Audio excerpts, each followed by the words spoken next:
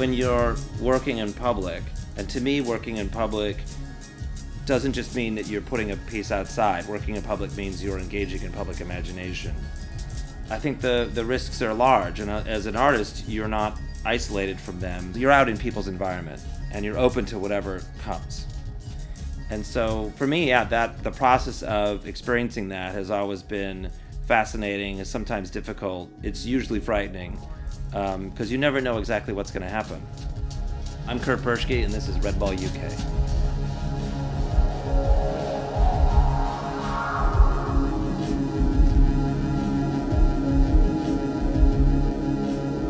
The reactions of people in each country are always a bit of a surprise. I mean, there's certain patterns that you see that repeat. You always see, of course, the patterns of people, interacting with it photographically, the patterns of people touching it, the patterns of people sort of bringing their kids to it, or being surprised or having questions, or sort of just being, in awe of it for a moment. A lot of people want to come up and talk about it, talk about why it's art or why it's not art or where it's been tomorrow or today. And so there's a lot of street dialogue with the piece.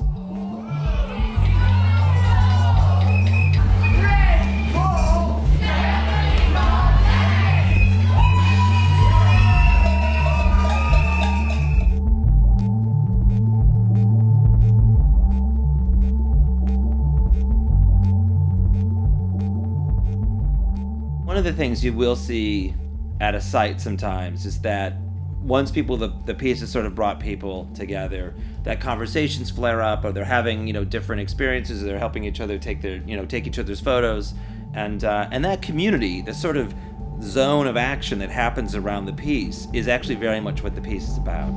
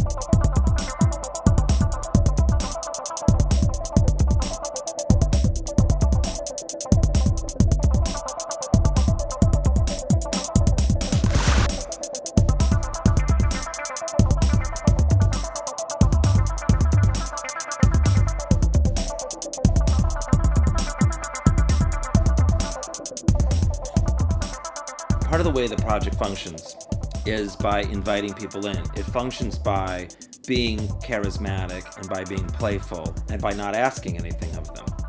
So it functions as an invitation. So I think the reason that someone turns the corner and has that moment is both the formal sculpture of the piece, the strength of the piece, all those things, and also that surprise. So for me, the playfulness of the piece, the selection of the sites, is part of what creates that moment.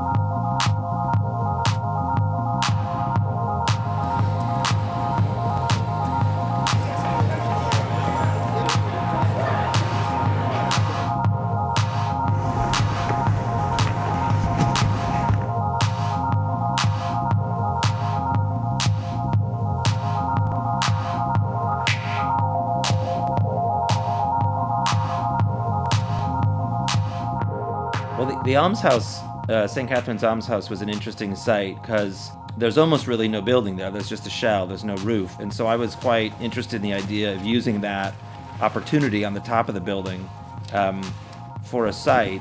It turned out to be challenging because the building is, of course, historically listed. For me, what's important with sites like that is that when the piece is finally in place, when all the sort of technology, when all the sort of industry of putting it in is there, that it looks effortless.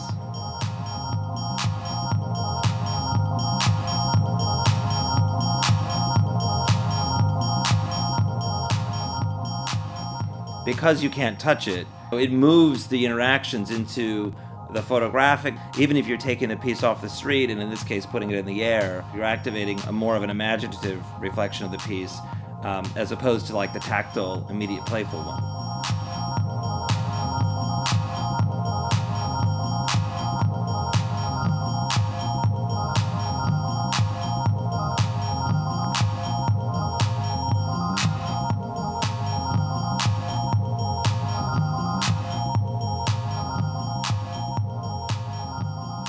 I think there's a lot of times there's an expectation that the piece is, because it's playful or because it's humorous, that it's like it's for kids, as opposed to simply kids are able to react to that or feel the permission to react to that. So it's always great when the site is working well and adults and everyone else of all sort of ages feels that invitation and that openness and sort of loses, at least temporarily, their self-consciousness.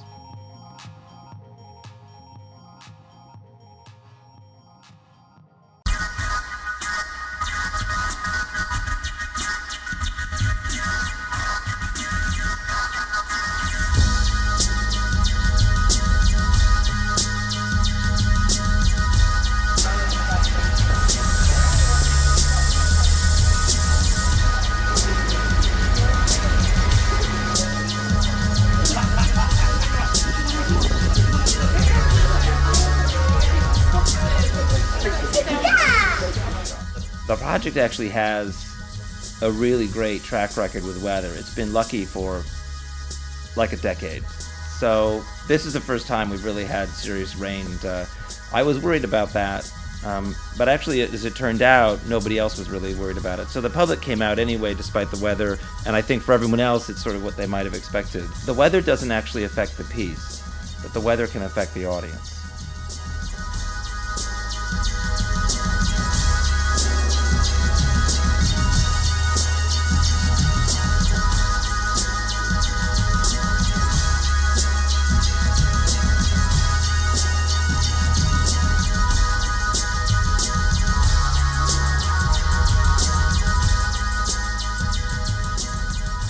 You know, people come up and they want to know like where else it's going in their city, and they have ideas for that.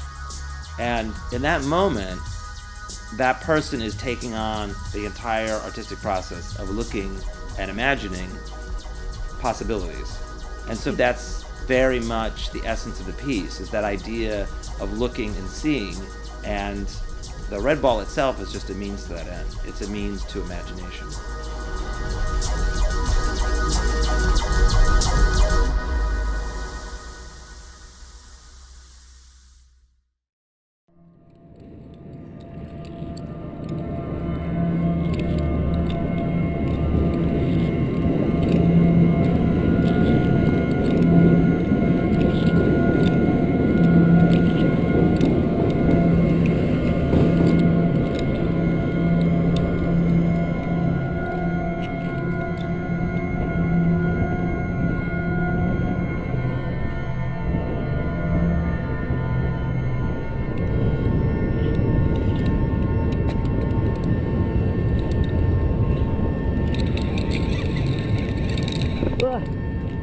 So the first site was the Golden Jubilee Bridge, which is also known as the Hungerford Bridge, and it was overhead, so that meant using a team of abseilers that usually work on the bridge, and actually in the morning getting there very quite early and closing the bridge down entirely, so that we can inflate the piece and lift it overhead. Of course, when the piece is above, it's a little bit like St. Catherine's almshouse. When you're moving the piece up in the air, it changes things. So in London, what we saw were visually really spectacular sights and incredible traffic. And I think London shows, actually, in many ways, the strengths of the smaller towns and cities the project was in.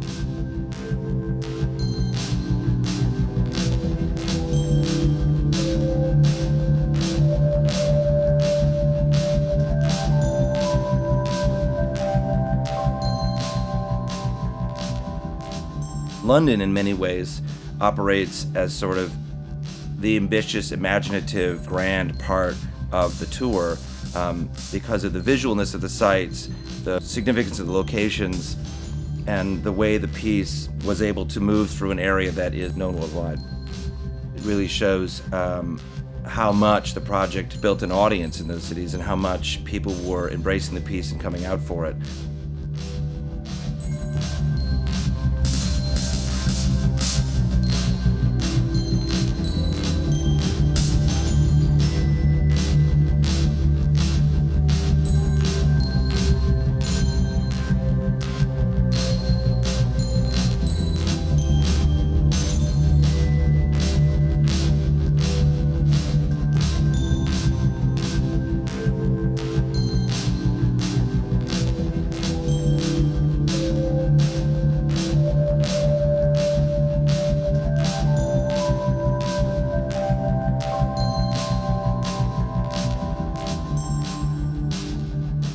Well, I think one of the things the UK tour revealed, and it was, I was interested in taking it on because essentially for me it was an experiment to see whether a tour would work, whether you could move through places quicker and have the project still get impact. The tour in terms of the global RedBall project is significant in the sense that it's shown perhaps some new ways that the project might operate in the future. So it may not be the last time there's a tour. Part of the project is its temporariness, its ephemerality, and that when something like this, when a tour wraps, the question really is, where's it going next?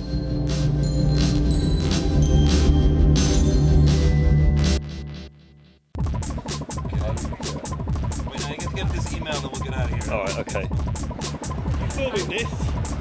I can't stay here for very long. Just a bit longer. Get that. Turn your head.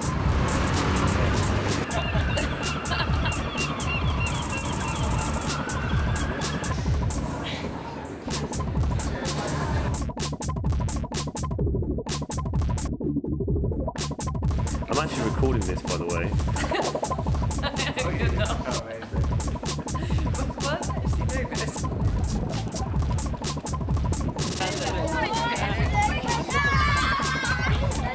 Okay, that's good. So we've got all the information now.